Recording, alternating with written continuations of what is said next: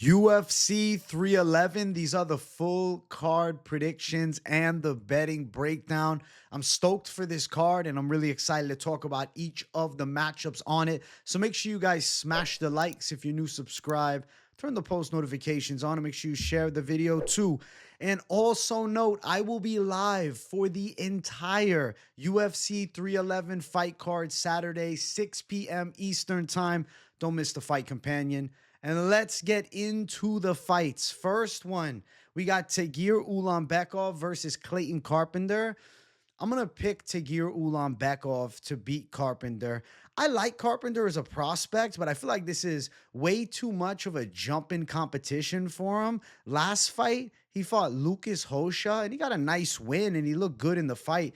But to then jump up to Tagir Ulanbekov level, it just seems like way too much too soon. Ulanbekov, pretty large guy in the flyweight division. Definitely, Dagestan weight bully in a sense. Trains with, Team Nurmagomedov. And I think that he's going to be hard for Carpenter to deal with in pretty much every area. Ulanbekov is not a super slick striker, but he does have relatively good straight punches, and he uses his punches a lot of the time to engage into the clinch or engage into takedown attempts. And when he gets to the ground, he's very physically strong on top. He has a very wiry frame, right? Not a build where you think of extreme strength, but he's got that Dagestani wrestling ability. I would say Carpenter has one aspect superior to Ulanbekov, and I'll give him strike speed for sure. Carpenter's definitely faster. He actually has pretty clean boxing, Golden Gloves boxing background. And for a young prospect, I mean, granted, he's not super young at 28, but still feels like a real young prospect. He's got a lot of abilities. He's got strong takedowns. He's got a quality gas tank. I would say he's pretty well-rounded, but he's so unproven. The best win being Lucas Hosha, who was an also unproven prospect. And now you're fighting Tagir Ulanbekov from Dagestan. I just have a hard time correlating what Carpenter has done to success against Ulanbekov. Maybe he can have some successful exchanges, but can he win a full fight against Tagir? I don't think so at all. Tagir's coming off of a win last time over Cody Durden, who's a crafty vet. And you know what? Actually did pretty well following the Ulanbekov fight. And even, in Durden's recent loss, it's Joshua Van, but he has okay moments. He fought against Bruno Silva. He was winning the fight. Tagir Ulanbekov has nice W's, beat Nate Maness quickly. And Nate Maness, now he's in bare knuckle. Unfortunately, he's out of the UFC, but he was still pretty talented at the time. The lone loss is to Tim Elliott, who was bending the hell out of the rules nearly 3 years ago. I think Ulanbekov can get a decision on Carpenter. Carpenter's got decent takedowns, but I have a hard time seeing it working here against the Dagestan wrestling. The striking exchanges, he can get a little chaotic and mix it up on the inside, but Ulanbekov's going to have a nice length advantage, and I see Tagir taking it home on the judges' scorecards. I'm going to say that he takes a decision win against Clayton Carpenter. Now, as far as the odds, it's minus 310 for Tagir Ulanbekov. Carpenter's sitting at plus 260. It's a fair line.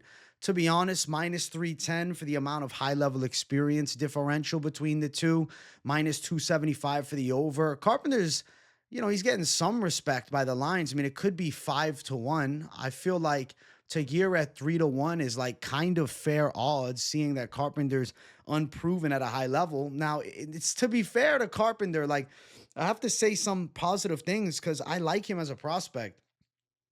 He's got fast hands, like I said. His boxing's pretty good. He's got solid wrestling. It's just this is so much of a jump in competition. I'm actually surprised that the UFC decided to run Clayton Carpenter up to a savage like Tagir. It's ballsy for him to jump into this fight right here. I respect him chasing a big opportunity. But at the end of the day, I got to go with the higher level of experience. I got to go with the Team Habib fighter. A guy who uses, his range fairly well, uses his size well in wrestling, is pretty strong. And I think he can beat Clayton Carpenter on a competitive but clean decision. Like Tagir, he's kind of the runt of the Dagestan litter, to be fair. But at the end of the day, he's still one of the Dagestan fighters. And at 8-0, Carpenter is going to beat him. This doesn't seem likely. I say Tagir ends the unbeaten streak for Clayton Carpenter. Let's keep running. Next fight on the card, we got Ricky Turcios versus Benardo Sopaj. This fight was supposed to take place, I believe, in November. We got a rebooking now here in January. I'm picking Sopaj to win again. I think Turcios is okay. His loss to Aimon Zahabi has aged really well. Even his loss to Raul Rosas has aged fairly well. But I think Bernardo is a pretty special striker. He's really slick and calculated, especially at such a young age of just 24. He picks his shots well. He's got legit power in his striking, true knockout ability, good volume, seemingly a good gas tank, also has relatively good wrestling and grappling control.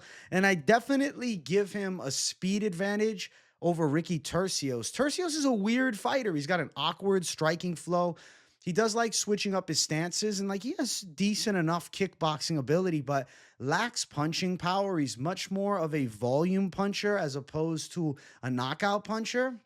When you have like, Bernardo Sopaj type of fighter across from you in the octagon, you need to make them respect your power to kind of keep them off of you. And Turcios just doesn't have power in his hands. His wrestling is okay, but at what level? I don't think at the level to, absolutely dominate Sopaj in grappling.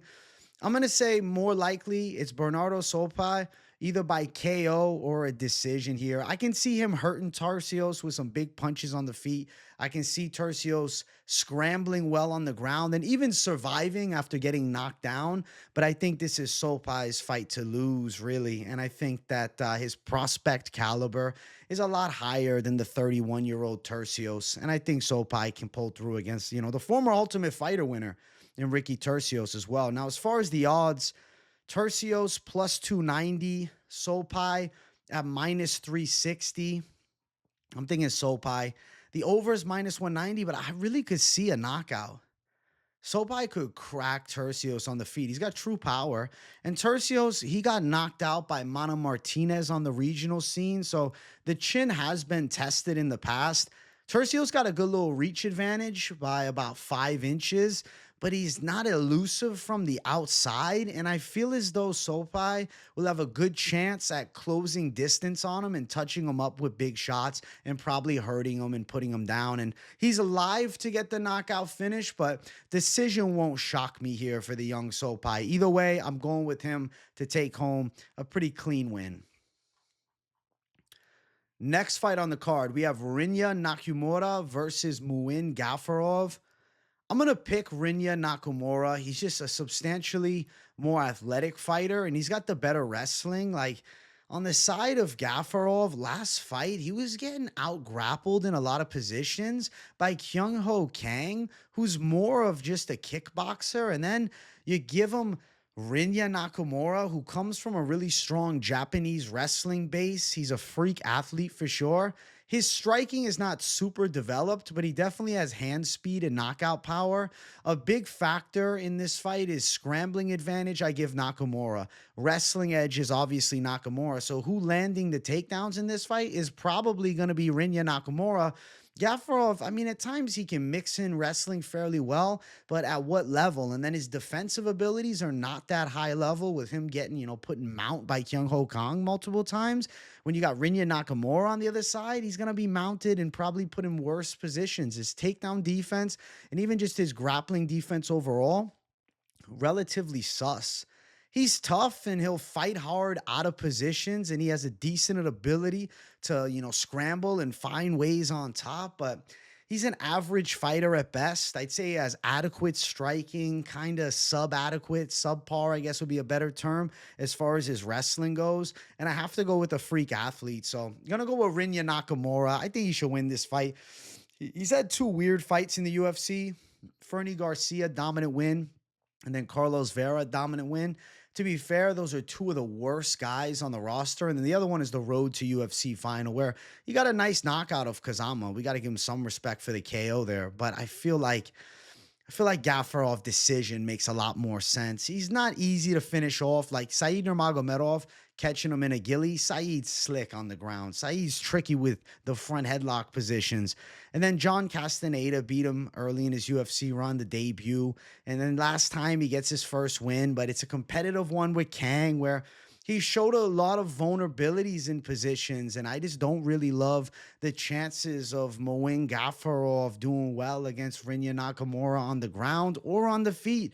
He's got okay combos, he's got decent calf kicks, but Rinya Nakamura should be able to time takedowns off of the burst and striking of Gafurov, even if, Gafurov finds a bit of a rhythm on the feet. So I'm going to say Rinya Nakamura, heavy wrestling attack, probably.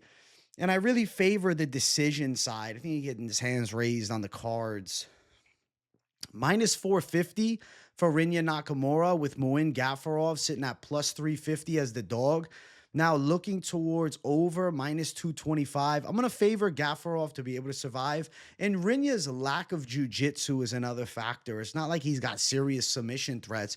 Maybe he gets mount and he gets some ground and pound going, but I still feel as though Gafurov will at times be able to control posture from bottom position and survive. So I think Nakamura wins. I feel like it's a decision win incoming. I think he's beaten Gafurov. I don't think he's super, super impressive, but I do think he's like relatively dominant, and he gets it done using his best attribute, which is going to be his explosive wrestling.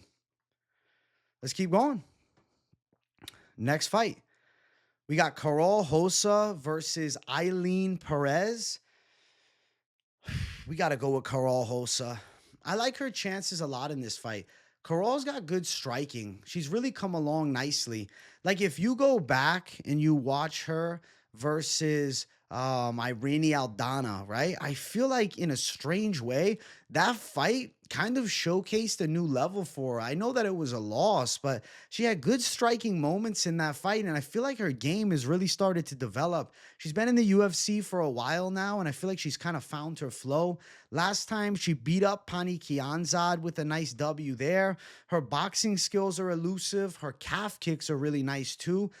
The aspect of this fight that obviously favors Ailín Pérez is the wrestling. She's better on the ground offensively, but the girls she's beating using her heavy grappling approach are not really that good. Daria Zelensnyakova, the other Russian prospect that's been busted recently, she dominated her on the ground and arm triangled her, but she has no grappling defense. Jocelyn Edwards was able to reverse Pérez and put her in compromised spots on the ground. She lost the third round to Lucy Pudilova. Then she beats Ashley Evans Smith, who was 6-5 and pretty much just a journeywoman. Karol Rosa, I think, is one of the higher level girls in the women's divisions. Maybe even one of the more underappreciated savages of the women's divisions. I like her chances of touching Ailín Pérez up on the feet. When I see them striking, I see Rosa with volume. I see Rosa with calf kicks. I see Rosa forcing Pérez into panic shots and then having more success striking. I'm sure Pérez will get a hold of her at some point and probably pin her against the cage. But I think Rosa's takedown defense is not bad. I mean, if you look, the best wrestler she fought was Sarah McMahon years ago. And yeah, she lost that fight by a decision. McMahon's an Olympic silver medalist in wrestling. And I feel like the offensive takedown threat is a lot better with a Sarah McMahon than it is with Ailín Pérez. Like Pérez right now is crushing these girls, but she's crushing cans, okay? She's not going out there and crushing savages. She's not going toe-to-toe with Irene Aldana in a back-and-forth war. I think Karol Rosa is going to win this fight, and I think she's starting to find her footing in the women's divisions, and I feel like this is the best version of her ever, and I'm expecting big things. I'm thinking that she's going to beat up Ailín Pérez. As far as the odds, minus 180 for Rosa. So she is the favorite, but not a huge favorite. I think those are pretty respectable lines. Plus 155 for Pérez. I agree with the lines a lot. Over 2.5 probably, minus 500. I'll say Rosa does more damage. She's able to fend off majority of the takedowns by Pérez. Pérez probably gets her against the cage, but I don't see her having tremendous success with takedowns and like actually beating Karol Rosa up. And then I see Rosa on the feet doing her thing. I see her touch and Pérez. I don't think Pérez has much of a chance in striking. She's got decent pop in her hands, but it's not like, thudding KO power. It's like stinging shots, but she's not super accurate on the feet, nor is she super slick in striking. It's more striking to engage in grappling. And I think Rosa's just too calculated for that. So I'm going to go Karol Rosa, and I'm feeling pretty good about that, especially for a women's fight. Next fight, we got Grant Dawson versus Diego Ferreira. It's Diego's birthday on fight day. He turns 40 years old. I'm not just picking him because it's his birthday. I'm picking Diego Ferreira in this fight. I'm picking him because Grant Dawson has a glass jaw. It's like people refuse to admit that about Grant Dawson, or they just don't want to accept the reality that he really can't take a punch. Go rewatch the Bobby Green knockout. It's not like it was this thunderous shot. It was just a well-placed straight punch that hit Dawson on the chin and flattened him. Go watch him versus Hugh Pulley on the regional scene. He gets caught with elbows in the clinch and he goes out.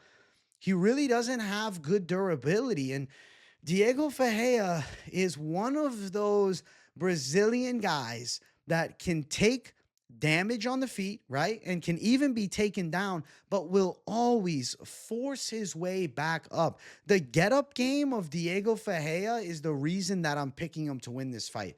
I believe that Grant Dawson is very live to land takedowns, but I also feel like Diego Ferreira will find ways up. And now if Grant Dawson is not successful finishing Ferreira in the first round and a half, I think that Diego Ferreira, with his volume punching style, his good straight shots, and his proven gas tank, is going to give Grant Dawson a lot of trouble. I think people forget that Diego Ferreira had good moments even against Mateusz Gamrot. I think they look at the finish with his rib breaking and him submitting to strikes, right? They forget that Diego Ferreira at one point dominated Anthony Pettis. I know that's a different era of fighter, and I know that was a long time ago, but Ferreira is still pretty good. And myself, I've forgotten at times just how crafty Diego Ferreira can be because of the 3-fight losing streak. But when Ferreira is on point, he's definitely one of those dangerous gatekeepers. And when I have a Grant Dawson who's shown us subpar chin, right? Who's shown relatively mid striking, he's okay. I would say he's like efficient at striking, but he's not really proficient at striking. I wouldn't say he has much skill on the feet. His skills are using wrestling and grinding wins out. But this isn't Joe Selecki. This isn't Huffa Garcia. This is a gritty Diego Ferreira who does a good job of fighting back to his feet. When he's hurt, he's going to scramble. He's not just going to lay down for you and quit. I think Diego Ferreira can catch Grant Dawson in the second or third round with something. I really have strong questions around Grant Dawson's chin. He's been knocked out twice before, and if he can't get Ferreira out of there, if he can't just absolutely smother him on the ground and lock himself in top position, in striking, Dawson is so live to be knocked out in this fight. I got to go with Diego Ferreira for the upset. And it's weird that it's his birthday on fight day, too.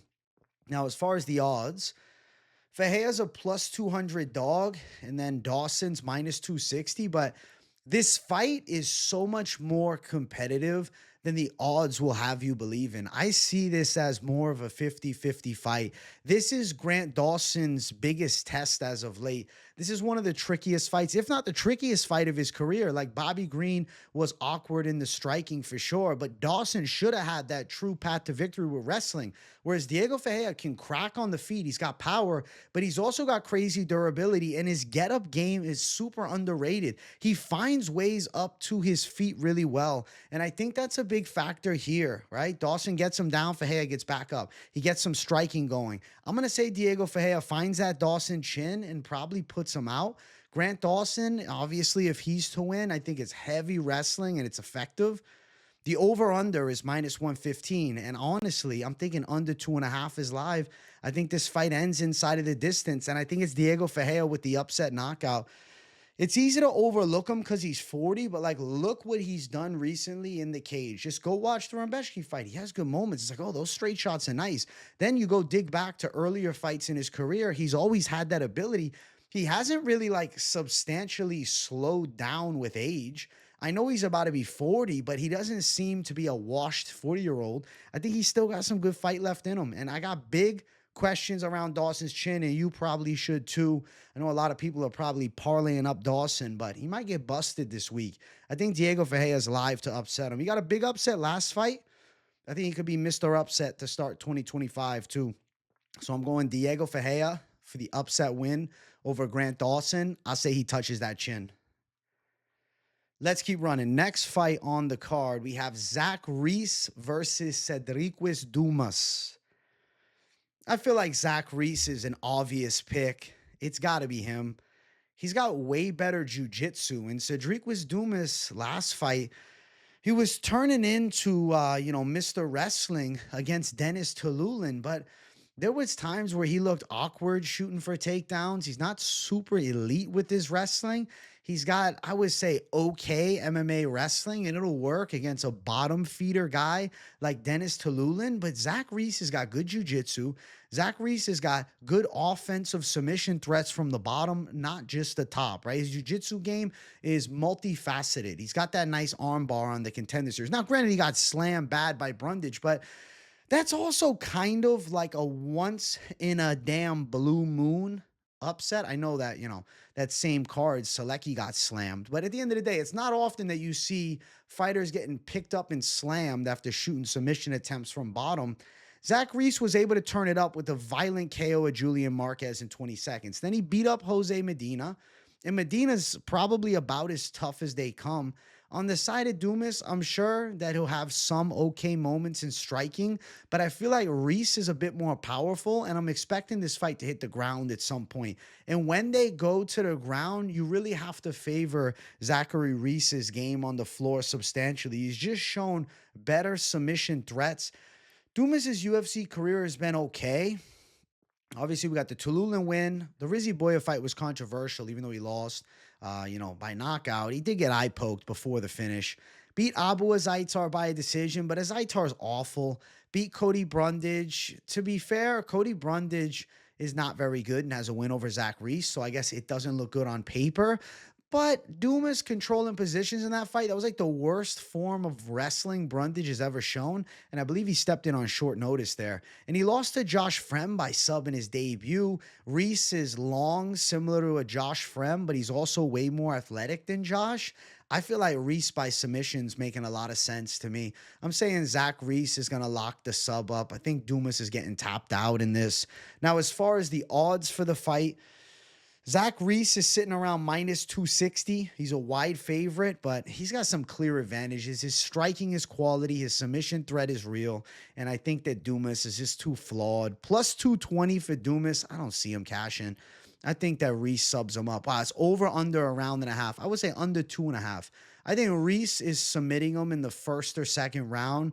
I think he's going to catch him probably, I don't know. Something's telling me maybe like Anaconda or Darce choke.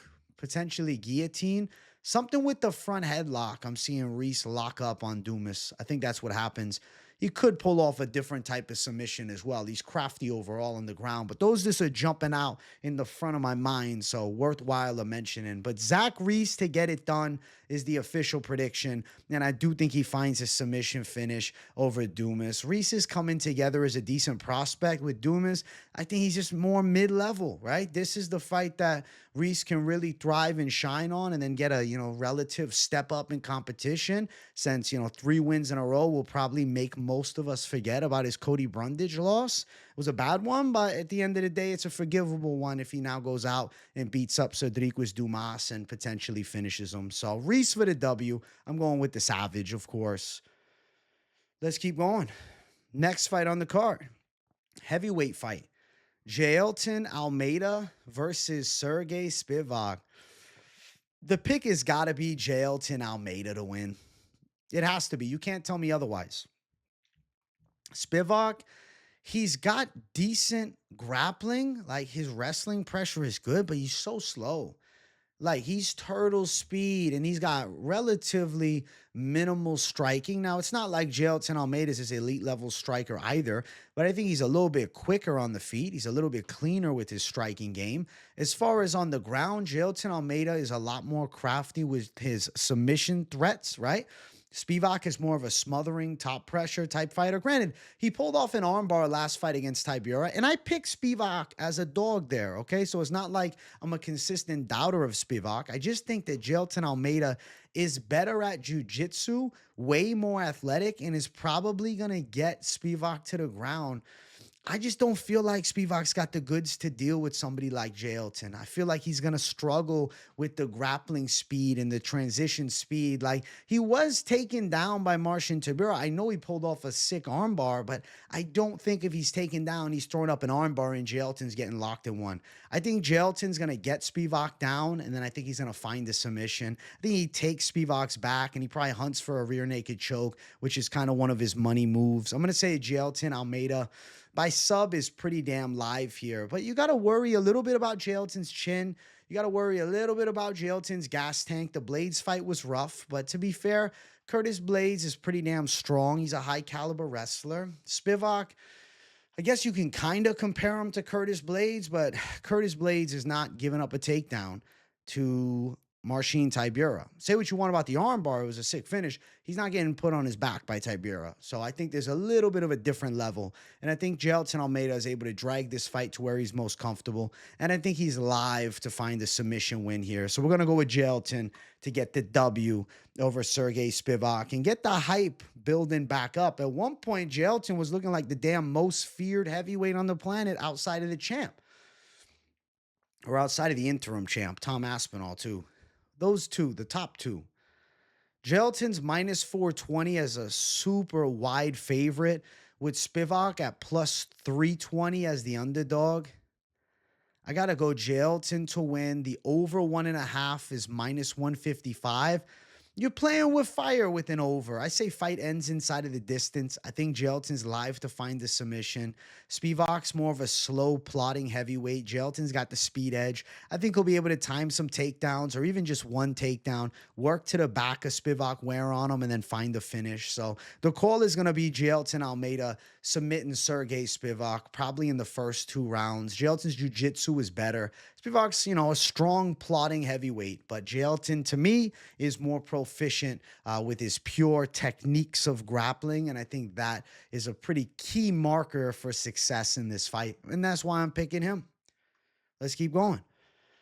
Next fight on the card, we got Payton Talbott versus Hayani Barcelos. The pick has to be Payton Talbott. I mean, you can probably pick this fight with your eyes closed because this is Talbott getting the opportunity for a highlight reel knockout showcase against a vet. That's what it is. He's a crazy favorite, of course. But this is Payton Talbott's chance to go out there and really shine. 311's a pretty huge card to start the year off. Talbott might have a chance to break into the top 15 if he starts this one off with a violent KO. Maybe gets one more, and then at the end of the year, he gets the biggest fight ever, for his life so far, probably fighting a top 15 guy. He's not far from it. His skill set's pretty good, man. The striking game is slick and elusive. He's got true knockout power. I would say he's just genuinely a precise striker who's highly skilled. He's got a good eye for striking. It's just a natural ability that he has over a lot of other guys. Just quicker reflexes, better timing. He's got something special that he's working with here. And I think Payton Talbott is going to give a lot of trouble to Barcelos on the feet. Barcelos is aging vet, man. He's what? 37 years old, bantamweight division, giving up height and reach, coming off a tooth and nail back and forth fight with Christian Quinones, which I guess that's an okay win. Kyler Phillips, he lost that one by decision. He survived. Umar Nurmagomedov starched him. Win over Trevin Jones, who's a can, and then Victor Henry, who's a journeyman, was able to beat Barcelos. I don't see him as the guy busting Payton Talbott as a prospect. That's just not what Barcelos is going to be. Barcelos is going to be a Payton Talbott knockout victim. I think Talbott's going to knock him out probably in the first round. He's going to touch him with the big shot. Barcelos is going to get a little wild with his Muay Thai. He's too stuck in the mud. He doesn't have the speed or the versatility. He's not dynamic enough, especially at 37, to beat Talbott. I'm expecting Barcelos to look for takedowns after getting touched a bit on the feet, and I think he's going to be probably panic shooting and walk into something big. So Payton Talbott via KO. I believe in the hype train. Giannis Gamori knockout was super easy for him. 15 seconds done. Beat the hell out of Cameron Simon. And Simon, he's a decent striker. You got to give him some credit. He's not a can. Nick Aguirre fight, that ended up being his most difficult fight in the damn UFC because he got taken down a bit in the first round. I think he's finding his footing. And I think Peyton Talbott is going to starch Hayani Barcelos. I'm going to say the prospect lives up to the hype, man. I don't think we get a busted prospect. As far as the odds, it's minus 1,200 for Talbot, crazy wide, plus 750 for Hayani Barcelos. He's just not a valuable underdog to back, though. I get it. The line is beautiful, but who the fuck is playing? Come on. How many of you guys are going to bet Barcelos over Talbot? I'd say almost nobody. Talbot should win the fight. It's just you can't play the money line. Under 1.5 plus 130. This is a crafty veteran that he's fighting. It could take him longer, but I'm going to say it goes under 1.5. Talbot's pretty violent. He's been starting fights faster. He finds shots nicely. Now, if he wants to take his time with Barcelos, make his reads, maybe then he stops him in the second round. But I'm saying first 2 rounds, Talbot is so live to find that chin. And I think he's going to get a pretty filthy KO and starch Hayani Barcelos in super impressive fashion. And I think 2025, Peyton Talbot's got a legit chance to work towards somebody in the top 15. And I'm pretty excited for it. He's a dynamic striker in the bantamweight division, which right now is ruled by dominant wrestling, at least for now, with Merab fighting Umar in the co-main event of this card. I think Peyton Talbot's an interesting player if he's able to succeed and live up to the hype. And I'm saying he does this weekend, and he wrecks Barcelos. Easy money. Too slick with the striking. Too precise. Next fight, we got our featured prelim. It is Bogdan Gushkov versus Billy Elikana. I'm going to pick Bogdan Gushkov. It was supposed to be Johnny Walker versus Bogdan. This is a substantial letdown in hype. Johnny Walker pulled out due to injury. It's so disappointing. I was so much more excited for the Johnny Walker-Bogdan fight. That would have been crazy. But at least Bogdan's still on the card. I'm going to pick Bogdan Gushkov. Billy Elikana, he's a relative journeyman, unknown type prospect. I guess he's not a journeyman. He's 7-1, but he's a... How do I say this properly?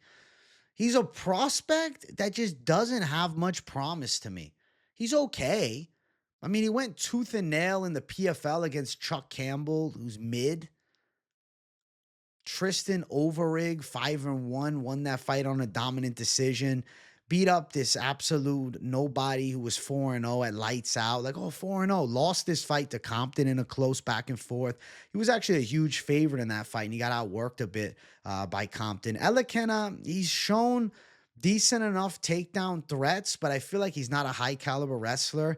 His boxing is okay. He's, slightly above average striker, I would say. He's a southpaw, kind of a kickboxing style. He's got pretty good calf kicks. He's Samoan, so we got to give him some respect. The Samoans tend to have great chins. The Samoans tend to have big power, but a debut against Bogdan Gushkov, I just don't think it goes well, especially with, the look at some of his recent fights in the competition level. I think Bogdan Gushkov's striking is going to be too much for Elikana. He's got pretty fast hands. He's got knockout power on the feet. He's got good combinations. He's accurate with his striking too. Definitely more of a headhunter, but an accurate headhunter.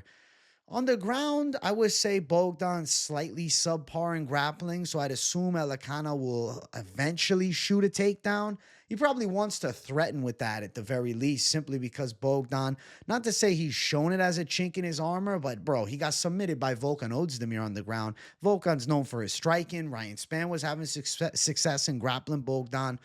But when you mix it up on the feet with Bogdan, you're in trouble. And I just don't feel like Elikana is good enough to take him down and beating him up, man. Especially he's coming in on short notice. I don't like the chances. I think this is a Bogdan fight. As far as the odds, let's see. Bogdan at minus 300, Elikana plus 250. I say Bogdan Gushkov wins. He should find the KO. The hand should be too quick for Elikana. He's like a kind of slick southpaw, but he's not that slick, bro. What are you going to do? You're going to watch PFL fights? You're going to say this guy looks ready to beat Bogdan, who's in the top 15 of the UFC? I don't think so. Yeah, he's got wins in PFL, but in essence, he's kind of like a PFL reject. They didn't bring him on to do their seasons. And the PFL level is a lot lower than the UFC for the most part, aside from a couple of elite level guys. I'm saying Bogdan Gushkov gets the KO, but damn, I'm disappointed. We could have had such a great fight. We could have had Bogdan, Johnny Walker. Why? Why did Johnny Walker have to get injured, man? That was one of the most hyped up fights on the card for me. I was really excited to see that matchup. And I thought Gushkov had a good chance to chin Walker, which would have skyrocketed his stock. Now it's like if he doesn't wreck Alicana easily and he has any bit of struggle, it's like going to make him look bad a bit. But I'll say Bogdan by KO. He should sleep Billy Alicana. We'll see. Does that Samoan chin hold up? I think Bogdan's got the power to, you know, be the kryptonite to the Samoan chins. Let's jump up to the main card. If you guys haven't, smash that like button. If you're new, subscribe. Let's start it off. We got Kevin Holland versus Reinier de Ridder. The pick has got to be Kevin Holland for me. Reinier de Ridder is trash at striking. He was in a tooth and nail back and forth fight with Gerald Meerschaert. And I mean, it's impressive that he came out on the right side of it with the submission, but like, let's not act like he wasn't getting touched on the feet by Meerschaert. He was looking real stiff and awkward in striking. He likes to try and shoot for like a single collar type clinch, standing up as he closes the pocket, and he comes in like super upright. It's a very weird habit that he has. It's very grappling based. Like his striking looks like the striking of somebody who's good on the ground. Now, he is good on the ground. He's got strong grappling skills. He's got decent takedowns. He's got good submissions, but he's not elite with wrestling. The thing with Kevin Holland is he's so hit or miss. Kevin Holland sometimes comes out there and it's like, yo, Kevin Holland can be a contender. Other times he like lazily fights and he just falls apart. Last time, though, he wasn't looking awful against Roman Dolidze until the rib broke on him. On the feet, he had okay moments. He was looking decent from distance. And then you look, Kevin Holland fight before that, he was getting dropped by Oleg Zaychuk, but then he pulled off an armbar in round one. Before that, MVP fight, ends up losing a decision, but MVP is so tricky to deal with on the feet. Went tooth and nail with Jack Della, who's a top contender at welterweight, and fight Leon. Easy sub over Chiesa. Kevin Holland is just inconsistent, but when I look at Holland's striking, I see a vast advantage. And then I think of de Ridder kind of telegraphing takedowns and awkwardly closing distance. I feel like Kevin Holland can find de Ridder's chin. I'm going to say Holland touches him up with some big punches. I think he can get a W here. I feel like it's not over for Kevin Holland yet. Reinier de Ridder is not that good, right? He's a one championship guy getting pushed into the UFC now. They give him GM3, right? GM3 is like the true gatekeeper. It's like, okay, you can get past GM3. Let's see. If he beats Kevin Holland, it's like, all right, now I'm paying attention. But I feel like Kevin Holland's striking is so much better. And I think Holland's grappling defense isn't as bad as advertised. That's what I'll say. Like, you look at guys who have bullied him in grappling. Yeah, Khamzat Chimaev. Khamzat's a monster. Marvin Vettori. Okay, it's Vettori. Derek Brunson. I feel like Reinier de Ridder is not that level. Like, I get it. You see two belts around his shoulders and you're thinking to yourself, yo, but he was a champ in one. He was a champ in one. But the guys over there are not UFC fighters. Kevin Holland not do well in one championship? Is he a bum over there? Does he not fight for a belt over there? I'm saying Kevin Holland finds de Ridder's chin. I like his striking too much. De Ridder's too clunky on the feet. I think he's live to get chinned. And we've seen de Ridder break in fights before. I guess technically we've seen that with Holland too. But we've seen de Ridder break. And I feel like, you know, it was from getting overwhelmed and beat on, not like an injury that Holland dealt with. Minus 105 for Holland, minus 115 for de Ridder. Even odds in this fight, I think for good reason, because both have paths to victory. Over 1.5, minus 185. I would say fight ends inside the distance. I like more. I don't know what that line is. We'll find out. It's non-existent just yet. Is this the fight to go throw it all down on? Probably not, because you're dealing with inconsistent Holland who 3 months ago popped his rib. Then if you're like, yo, but what about de Ridder? You're dealing with Reinier de Ridder who's getting boxed up by Gerald Meerschaert. Thankfully was able to find the submission. Was on his back a bit in that fight. I'm saying Kevin Holland finds de Ridder's chin and knocks him out, but definitely a high-risk first fight of the night. I'm looking forward to seeing it. I want to see Holland have some success, man. I don't want to see him lose 2 in a row. Then he'll be 1-4 out of his last 5. Nah, I don't see that as Holland's destiny. It ain't over yet. He's still young at 32. He's beaten Reinier de Ridder. Next fight on the card, we have Beneil Dariush versus Renato Moicano. Brother. He can't afford to lose. You got to go with Money Moicano in a super interesting matchup. I think Beneil Dariush deserves some credit, though. Dariush has good wrestling. He knows how to win these decisions. He's got decent striking too.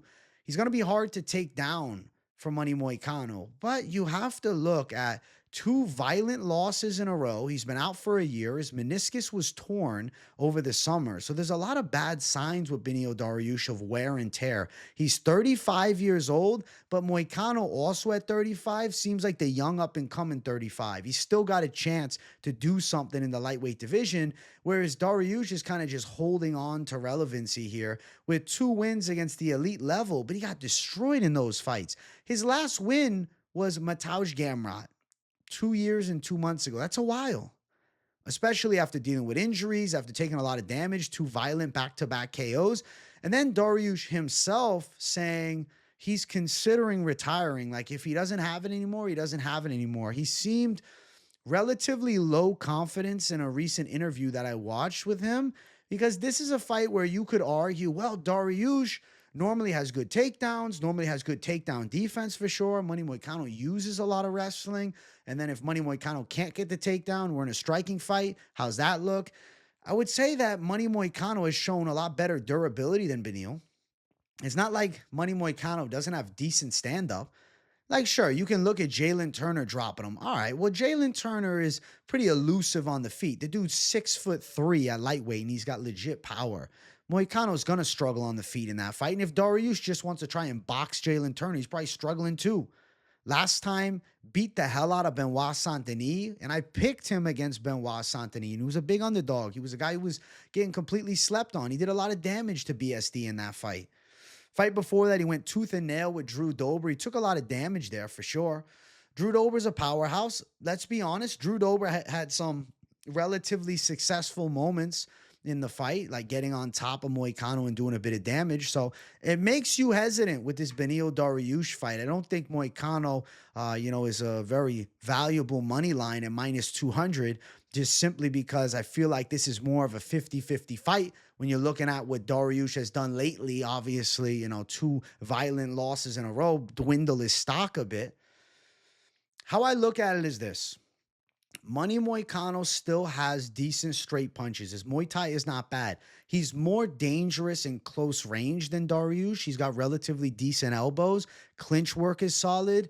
Dariush, the way he got knocked out in his last 2 fights, he's always had like a slightly sus chin, but it looked bad. Those knockouts looked really bad in the last 2. He got violently chinned by top-level guys for sure, but who's to say Money Moicano couldn't catch him with a big shot?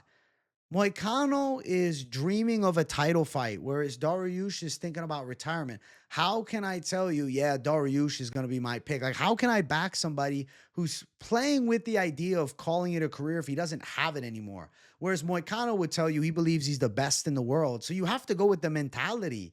You have to go with the momentum. Dariush, best case scenario, probably successful with some takedowns, wins a gritty and competitive decision, and then, holds on to hope with, maybe a couple of fights left. Whereas for Money Moicano, go out there, beat Benil Dariush, you get a huge fight. You could potentially be in the mix for a title fight, maybe a number 1 contender fight, maybe a fight against Paddy Pimblett. There's endless options of huge matchups for Moicano with the win. And I just feel like he's going to have more heart when it comes down to the nitty gritty of the fight.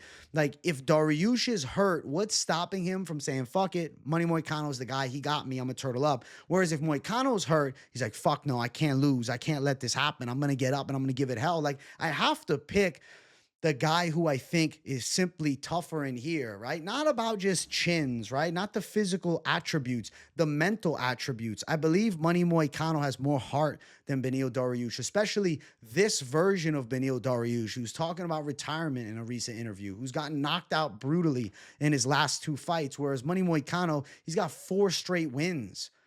I'm going to say Money Moicano beats Benil Dariush. I think he's live to finish him. I think he can knock Dariush out. I don't know why he wouldn't be able to knock Dariush out. Dariush is not some great striker. He's got okay hooks. He's decent with his overhands, but he's slower on the feet than Moicano. I think Moicano could touch him with the big straight punch. And I'm telling you, I don't know if Dariush can take a clean shot to the chin. I'm calling Money Moicano for the win. Minus 185, I like that more for money Moicano. And you know he's going to fight tooth and nail for that money. Plus 160 for Beneil Dariush. I'm going money Moicano. I'm going the money man. Over is plus 105. I'm kind of feeling the violent side of under. I think it's a violent fight coming.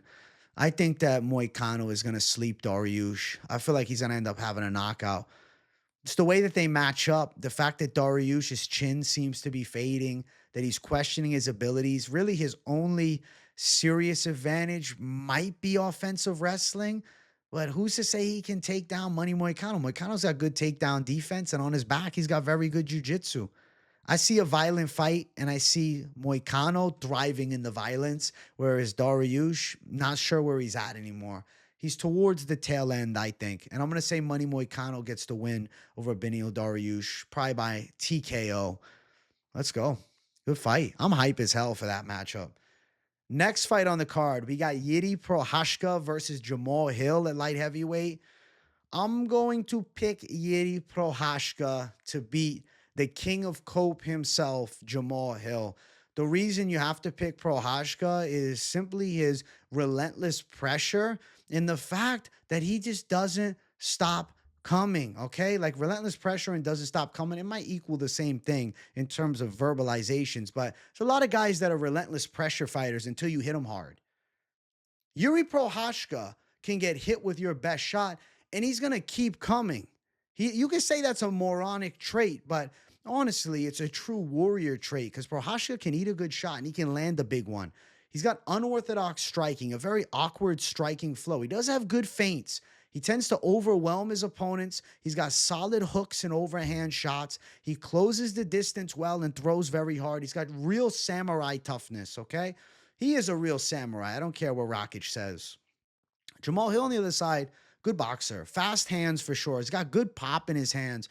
Pretty slick with his straight shots. I'd say he's got pretty precise boxing skills. His takedown defense is solid. At times, though, he's sloppy and reckless. His hands come a little low. I think he's hittable. I think the way you beat a guy like Jamal Hill, if you're Jiří Procházka, is by not taking a back step, by bringing forward pressure. If you're backing Jamal Hill up, you're finding success. Jamal Hill is much less effective with his boxing off of the back foot. And I think Procházka is going to walk him down. I'm sure Jamal lands some decent combinations, but Procházka is not going to stop. And I'm going to say Procházka catches him with a big punch over the top. I see him putting Jamal Hill out. Hill's pretty hittable over the top. He doesn't have great defense. He's got decent offense with his hands. He's pretty slick and quick, but he's going to have to flatline Procházka to keep Procházka away from him. And I just don't think he's sleeping Procházka like that. I'm saying Jiří Procházka gets a KO. You can't write Procházka off at all. Like 2 losses to Ferreira, violent losses where he got fucked up. But the win in the in-between, he gave Rakic hell. Rakic was having a little bit of striking success in round number 1 until the tail end of that round where Procházka found his range and he had Rakic on wobbly legs. And then he finished him off in the second round.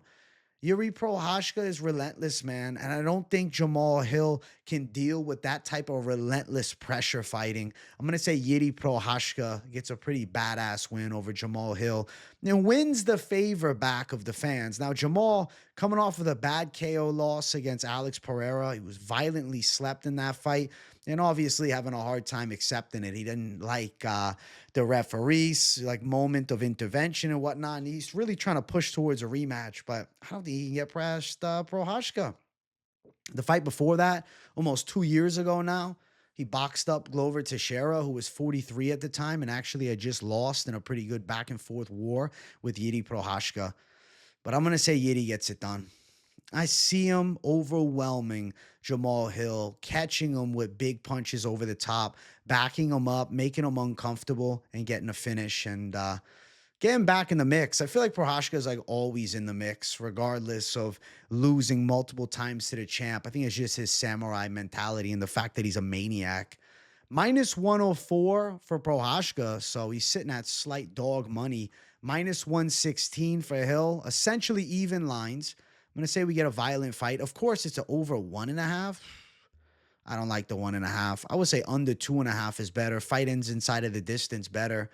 I think Prohashka gets a finish. I think it's live throughout, but I could see second or third round. Prohashka finds Jamal Hill's chin, and I see him putting him out. I think it's gonna be sick. I'm pretty excited for this fight, man. Of all the fights on the card, this has got a special feel to it. This is the two former light heavyweight champs, and I feel like both fighting for respect in the division again. And I think both dreaming of fighting Ferreira for, for Prohashka a damn third time, for Hill a second time. Not super likely, but you never know. I'm going to say Prohashka finds a way. He's a crazy maniac, samurai, savage, and I think he's beating Jamal Hill. Next fight on the card, co-main event. We got Merab Dvalishvili versus Umar Nurmagomedov. I am going to pick Umar, of course. Come on. You guys know I'm a Nurmagomedov guy. I like Umar Nurmagomedov. He's a crafty and technical fighter. He's got solid wrestling offense, very good wrestling defense. He's a precise striker from range. He's got good kicks from the outside, which granted could be caught here, and that could put him in, compromised spots, potentially being dragged to the floor against Merab Dvalishvili. But his striking from distance is solid, even just with technical punching, right? Some snapping kicks to the legs, maybe some teeps up the center. Merab's going to look to pressure. I think that Nurmagomedov can counter him with strikes. Dvalishvili has relentless pressure. I mean, his gas tank is insane. He's got the craziest chain wrestling in MMA right now. He's a very high output fighter, and he's truly like one of a kind. He's a Georgian fighter. And people from Georgia is like freakish strong. Like, there's this dude who goes to my gym. This guy was a Georgian strongman. I'm not even joking with you. The dude picked up the 100-pound dumbbell like this from the top part. Bro, it might as well have been 15 pounds for everybody else. So the Georgian strength is real. I don't doubt Merab's as strong as they come, but I think Umar Nurmagomedov's too crafty for him. He's seen elite levels day in and day out in that training room with Team Nurmagomedov, and I think that he's going to be able to shine. I see him winning majority of the fight. I think Merab looks for some takedowns. I think that maybe he lands a couple, and then Umar's going to burst up to the feet quickly. He'll have a bit more striking success. He'll use movement pretty well in this fight, kind of the matador to the bull. He'll catch him with some counter shots. I think Merab's going to get hit with some clean punches, not knocked out. He's just going to lose the fight. And I think Umar Nurmagomedov becomes the champion. Unanimous decision is going to be the official call. I think he probably takes 4 out of the 5 rounds, more than likely. Umar Nurmagomedov for the dub. Odds for the fight. Umar's a huge favorite at minus 350. Isn't that crazy? Defending champion sitting at plus 275, Merab Dvalishvili, and one of the most badass bantamweight resumes ever. Look at the last few. Marlon Moraes, who was the World Series of Fighting champ, Jose Aldo, Piotr Jan, Henry Cejudo, and Sean O'Malley. Badass resume. But you still got to pick Umar. You got to go with Dagestan. I just feel like Merab is going to struggle on the outside with Umar Nurmagomedov's stand-up game. He's not going to be able to take him down and bully him. Umar is going to be able to defend a lot of takedowns, maybe even threaten with his own takedowns. I feel like there's a real chance he'll want to make a bit of a statement to Merab by putting him on his back. Now, to be fair, this is Umar's second big name. Corey Sandhagen, dominant decision, and now Merab. Before that, he fought Bekzad, who's a decent prospect. Hani Barcelos, who's fighting on this card, but, more of a journeyman. Nate Maness, who's actually pretty slick, but he won that fight by a decision. Honestly, it wasn't that impressive. I remember watching that fight live and be like, man, Umar didn't really do much damage. He just controlled. And then easy dub over Kelleher, but Kelleher's, can or her. Umar Nurmagomedov still's beating Merab. Throw the resumes out the window. Styles make the fights. 18-0, Umar Nurmagomedov. Unanimous decision. Follows in his cousin Habib's footsteps, and he becomes the champion. I see 4 rounds to 5 for Umar. Let's keep running. Main event of the evening. If you guys haven't yet, make sure you smash that like button. If you're new, subscribe. Islam Makhachev versus Arman Tsarukyan. I have to go with Islam Makhachev to win.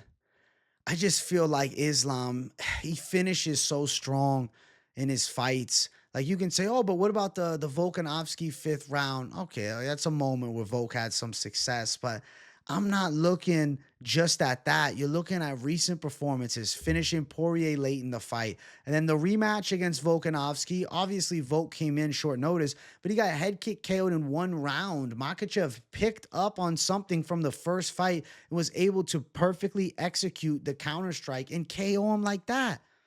W over Charles Oliveira, where he made Charles very uncomfortable and he finished him. Islam's the Dagestan monster. He's great everywhere. He fights out of the southpaw stance. He has a very good right hook. He's got nasty snapping kicks. He's got high-level wrestling. He's really strong on the ground. He can absolutely dominate position. He's got a proven gas tank, too, and is ready to go 5 hard rounds. On the opposite side, Arman Tsarukyan is a great talent. He's an awesome up-and-coming contender. And this is a rematch, right? They fought years ago.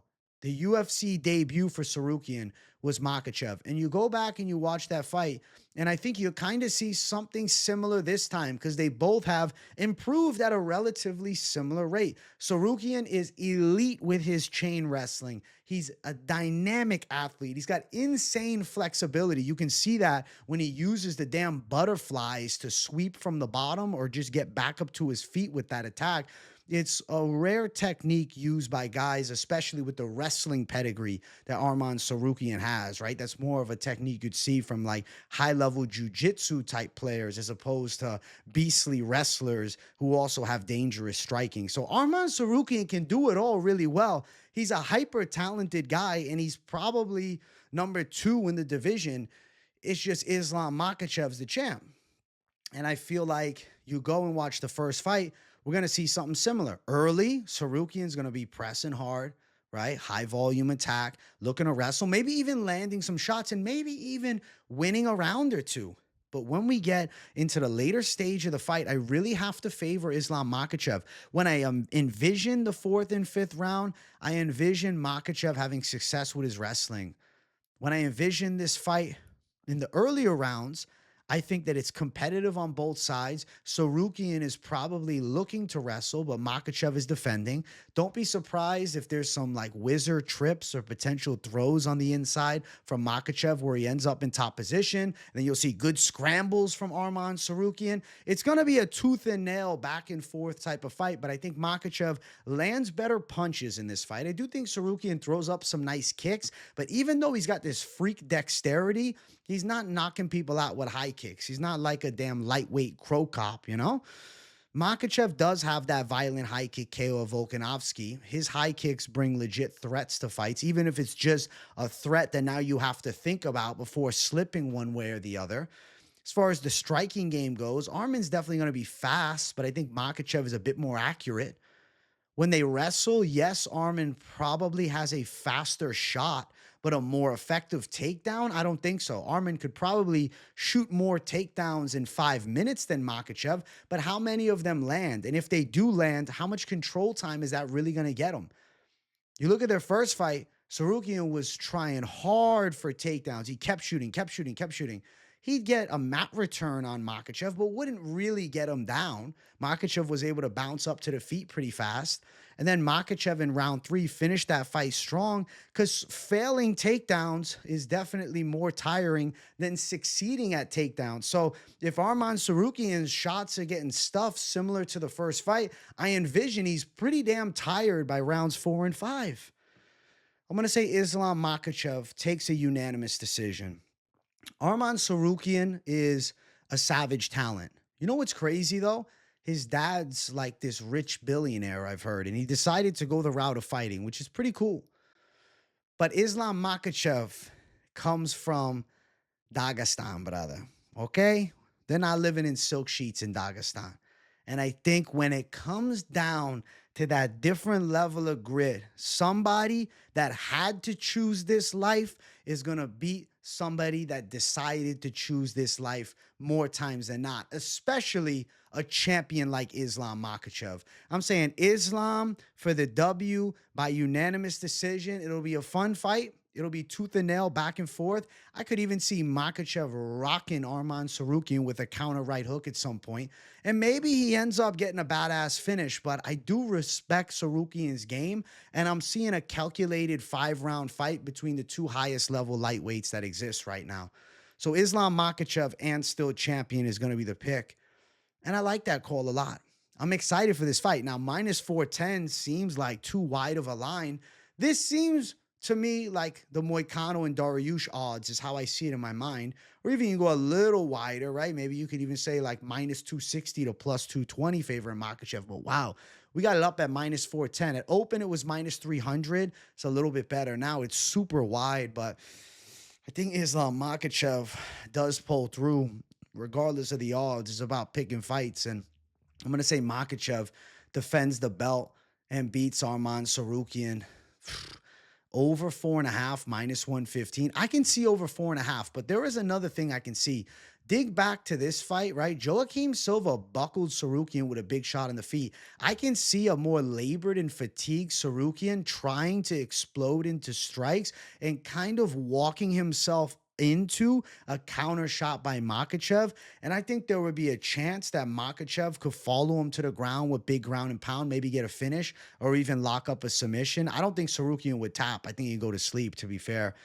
I'm going to say Islam Makhachev for the win, though, regardless. Outcome, leaning the decision side, but there's a real possibility of a counter shot finish, man. It's just one of those fights that it depends what Tsarukyan gives him. If Tsarukyan really is more so focused on wrestling, and then if he starts succeeding in clinch work and control, maybe we get some lackluster moments, and then Makhachev doing a bit more in the striking. But I feel like Tsarukyan, if he has any bit of success on the feet, he's going to get a bit excited, which he could then bring himself into a vulnerable position and get counter-shotted by Makhachev. Because I do think Makhachev's boxing is one of his more underrated attributes of his game. He's got good hands. He showed it against Dustin Poirier, who's a very good boxer. And people are judging Makhachev so harshly for that fight, including Arman Tsarukyan.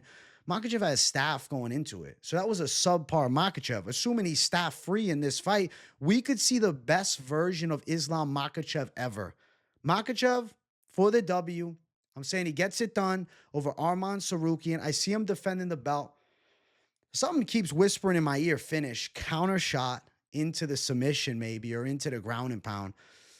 Damn, I'm excited for the props to drop later in the week. We'll look at that later on. But as far as the fight goes, is high stakes in the main event. This is actually a really good matchup. It's grown on me since it was announced, right? Over the past couple months, it's become a marquee main event that has me very intrigued. It's a promising rematch, and I'm looking forward to these two running it back years later. Both have improved, but I'm telling you, at similar rates.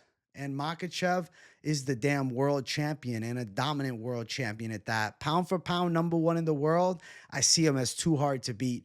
And I'm going to say Makhachev beats Tsarukyan. Like last time, late against Charles Oliveira, he was put into a compromised spot. You see what I'm saying? When it comes to the tooth and nail moments, who's going to finish harder and stronger? I have to favor Islam. I'm going to say Islam Makhachev for the win. Beats Arman Tsarukyan in the main event of UFC 311, which is a can't miss card. Finally, we got a banger.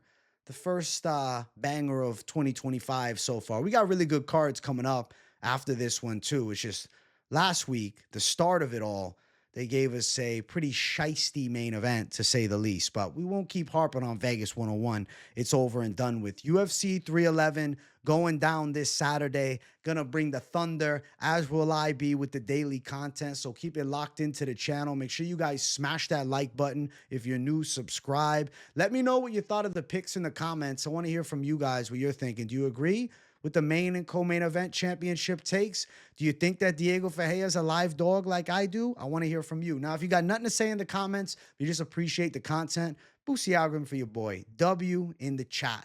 Thank you guys for watching. Much love. I'll see you on the next one. Peace out.